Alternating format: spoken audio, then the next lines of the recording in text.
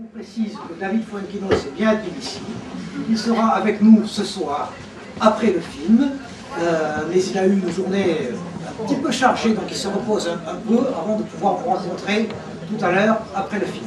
Je suis très heureux de me retrouver en Géorgie, le berceau du vin.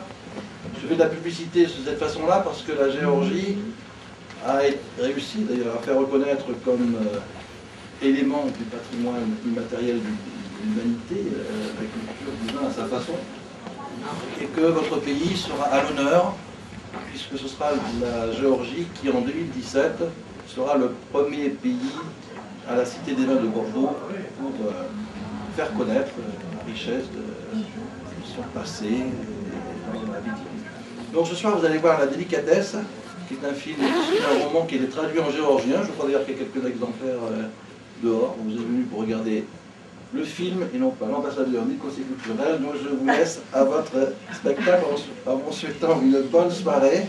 Et puis si vous avez encore le temps de rester avec nous vers 21h45, vous pourrez vérifier que M. Fuenquinos vient bien vous dire quelques mots. Bonne soirée, je reste avec vous.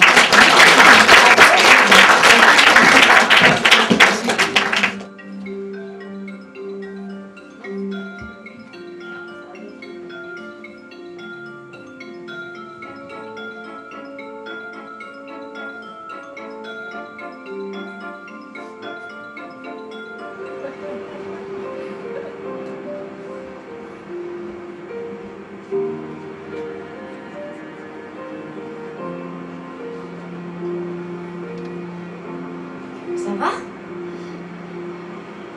Faut que je fasse attention. Bah quoi?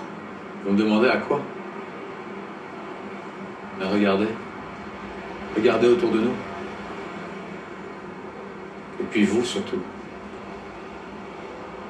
Je vais tomber amoureux.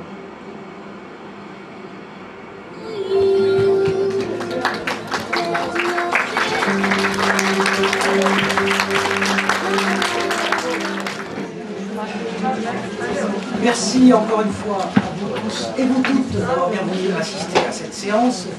Merci à David Fuenquinos d'être parmi nous après une journée pourtant bien chargée.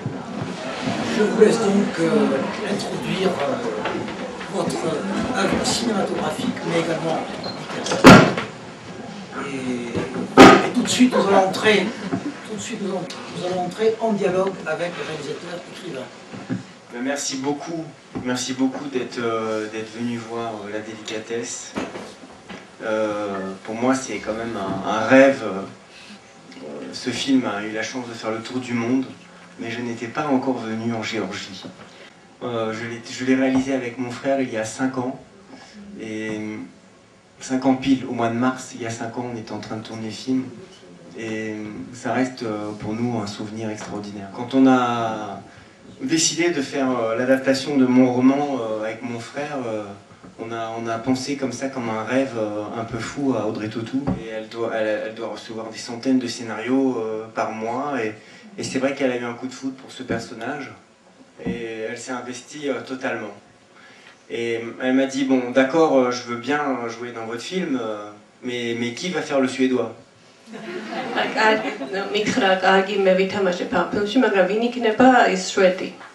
Alors on a pris un Belge qui est très très connu en France. Pour certains qui aiment le cinéma français, vous avez pu le voir après ce film dans La Famille Bélier ou dans L'Arnaqueur. Et lui il a dit bon, je veux bien jouer dans le film, mais je veux pas porter ces vêtements-là.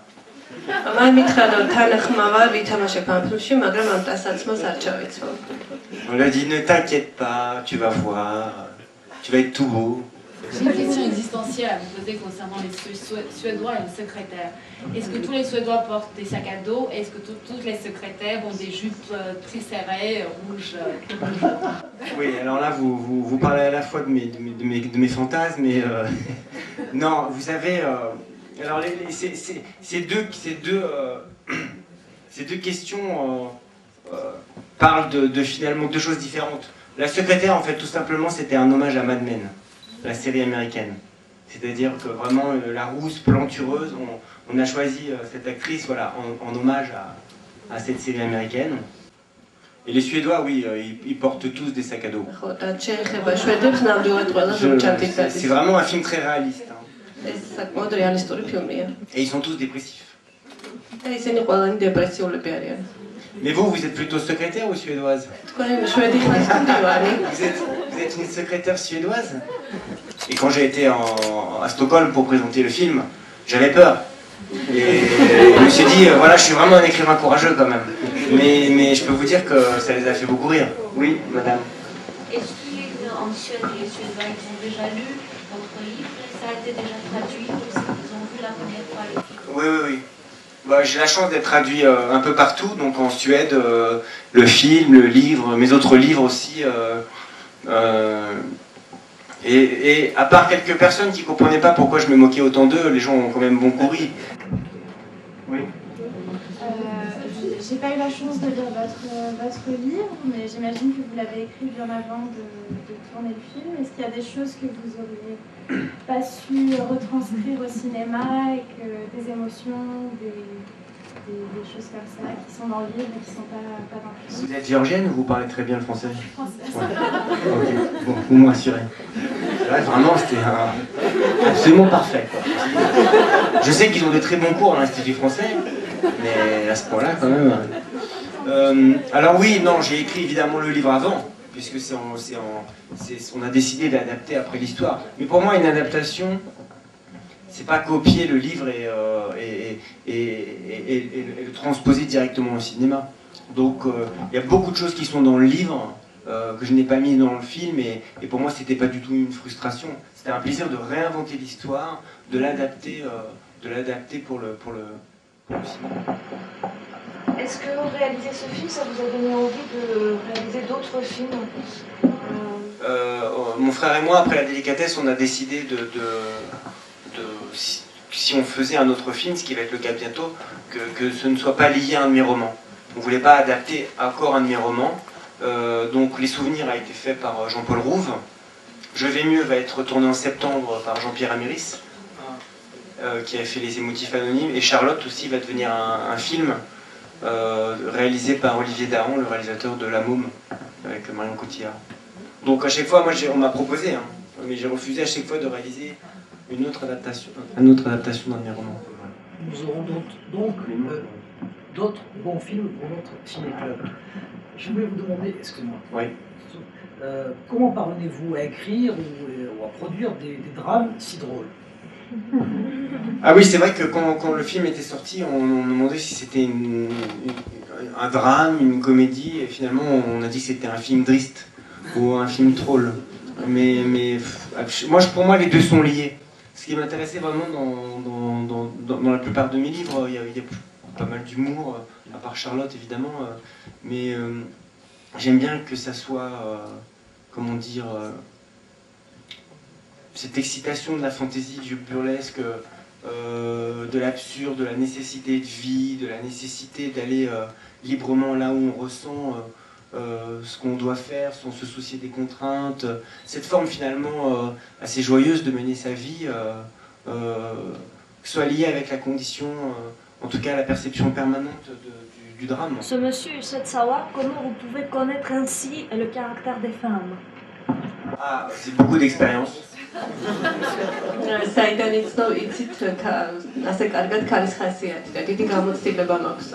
Beaucoup d'échecs. Alors je vais vous dire quelque chose, je pense que quand on est romancier, d'abord on a une part féminine, je pense, mais moi je me sens aussi proche de Nathalie que du Suédois, que du patron qui souffre de ne pas être aimé en retour. J'ai l'impression moi de vivre avec tous les personnages. Merci beaucoup.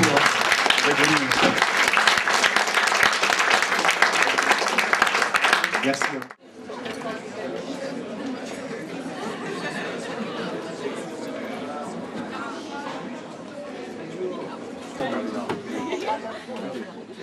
Beaucoup de lycées aussi en France, et c'est vrai que travailler dans des conditions comme ça agréables d'environnement, c'est magnifique.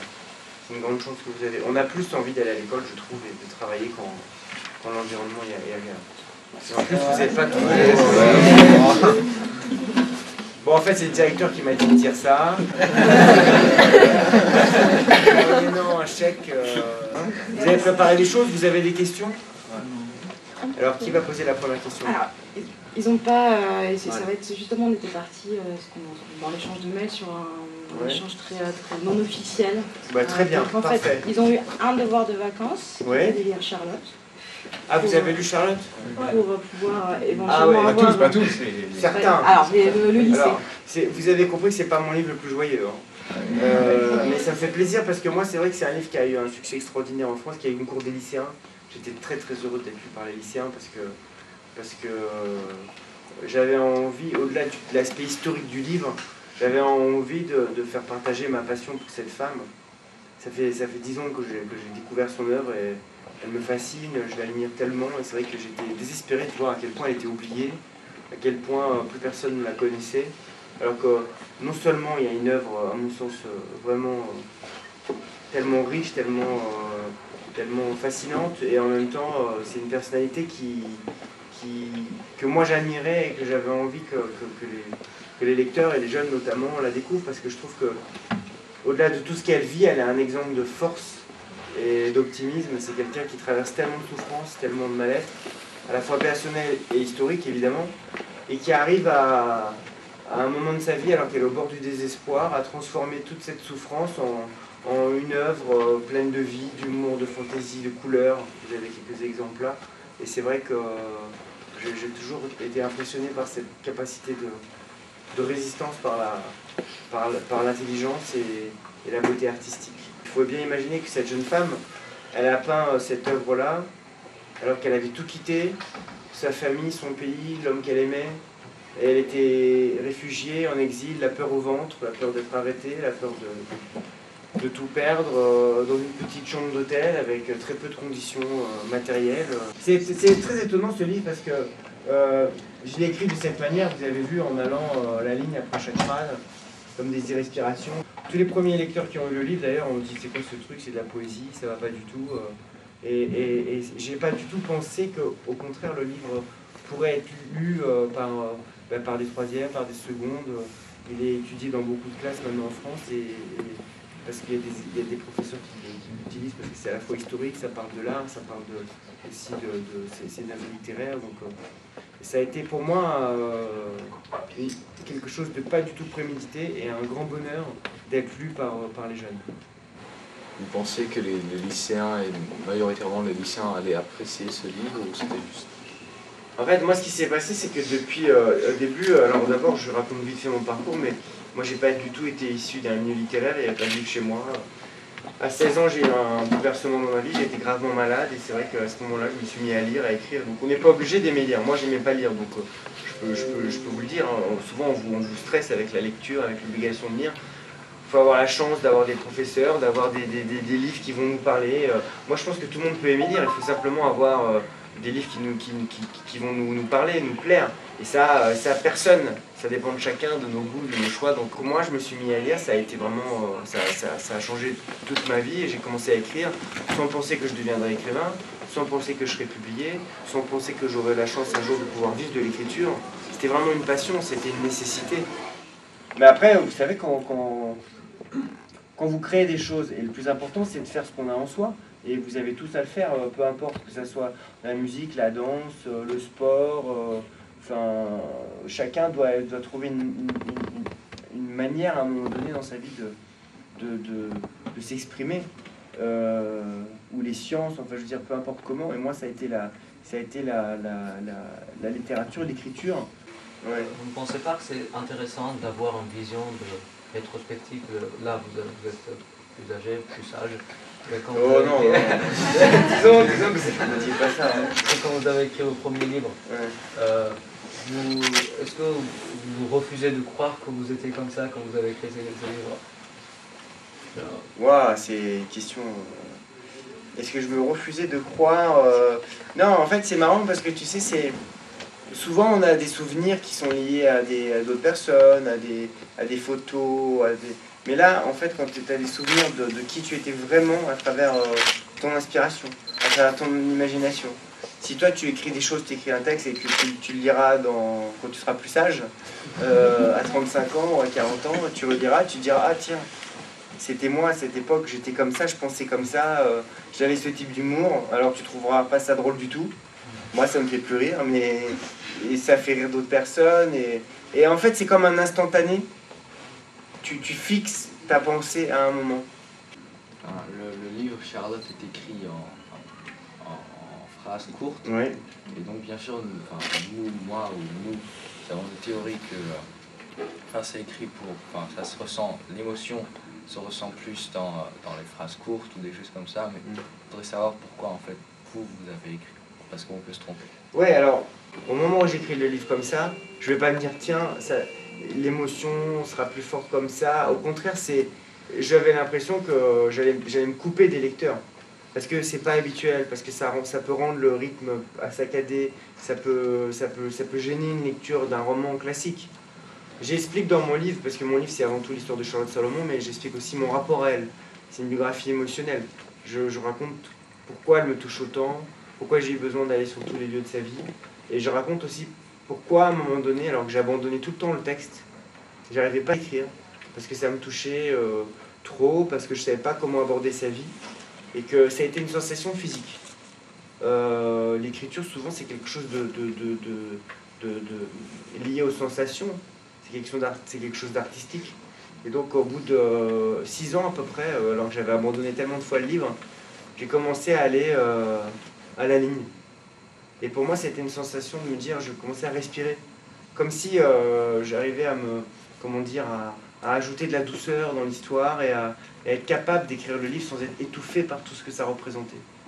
Et ça m'a libéré en fait.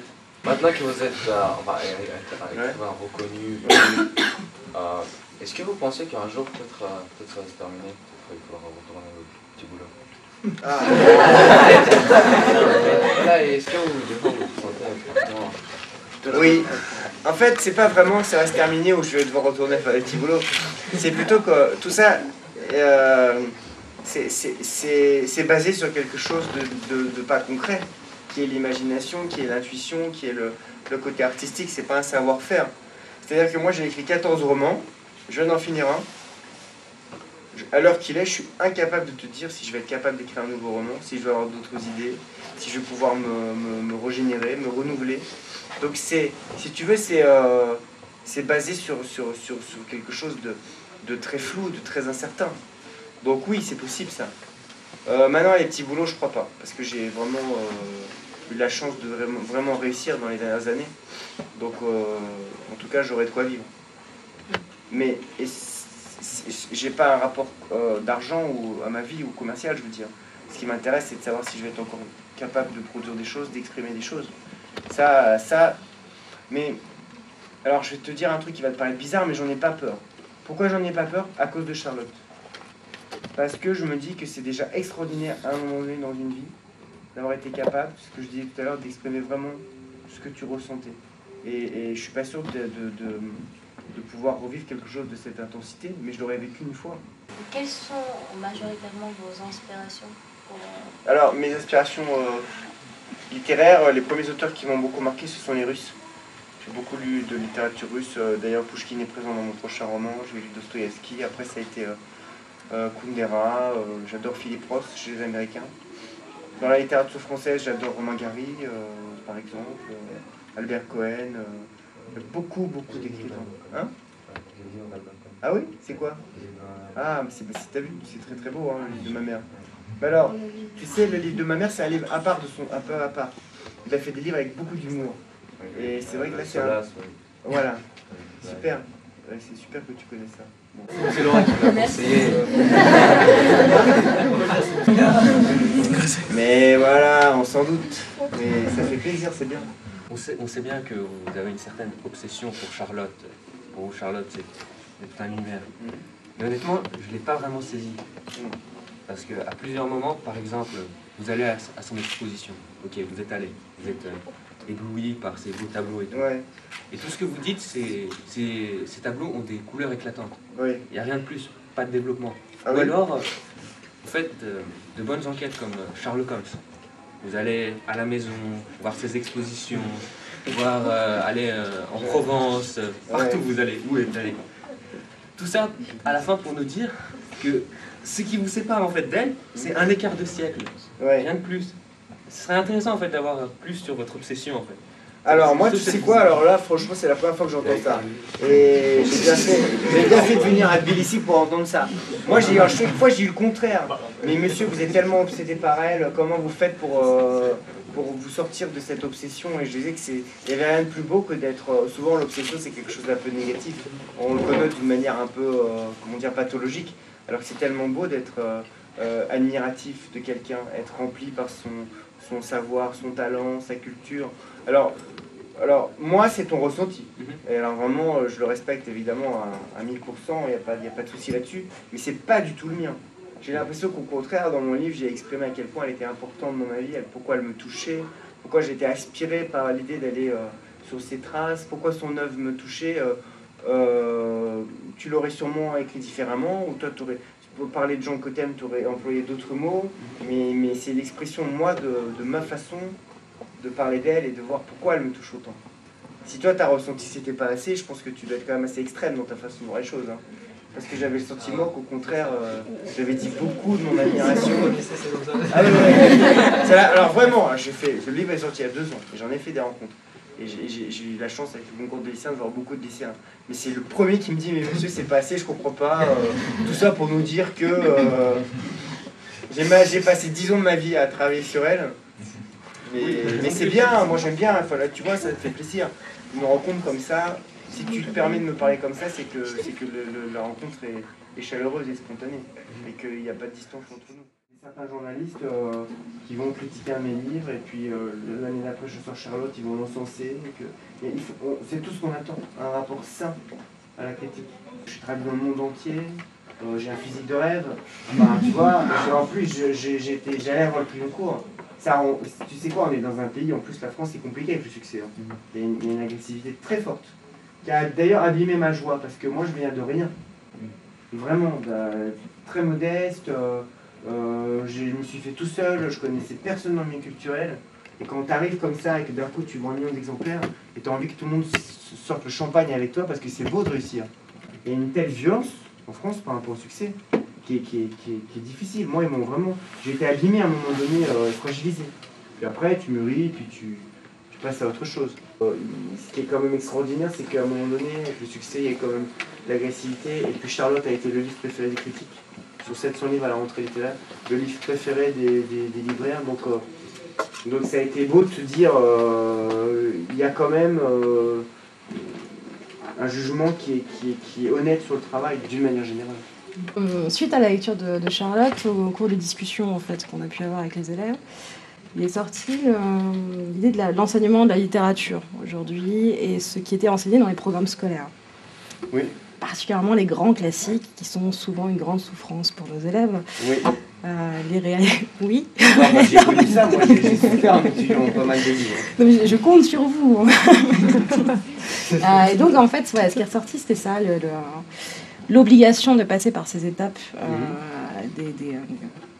des classiques, ça va de Rabelais pour les L aux grands réalistes inévitables, à Flaubert aussi.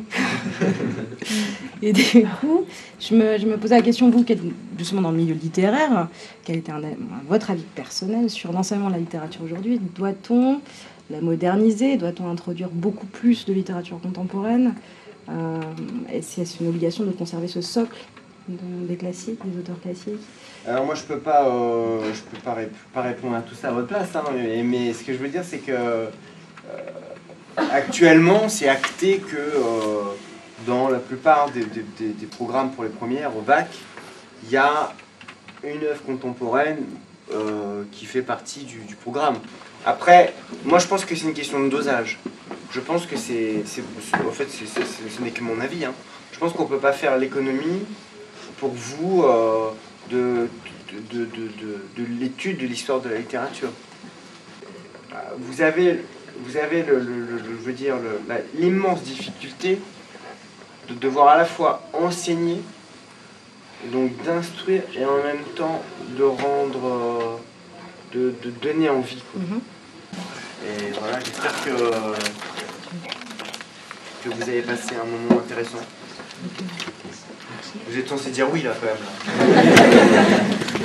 Je vous remercie de votre venue de la part de l'école. Ah super. Mais alors c'est quoi? C'est Rabelais, c'est le intégral. Super, merci.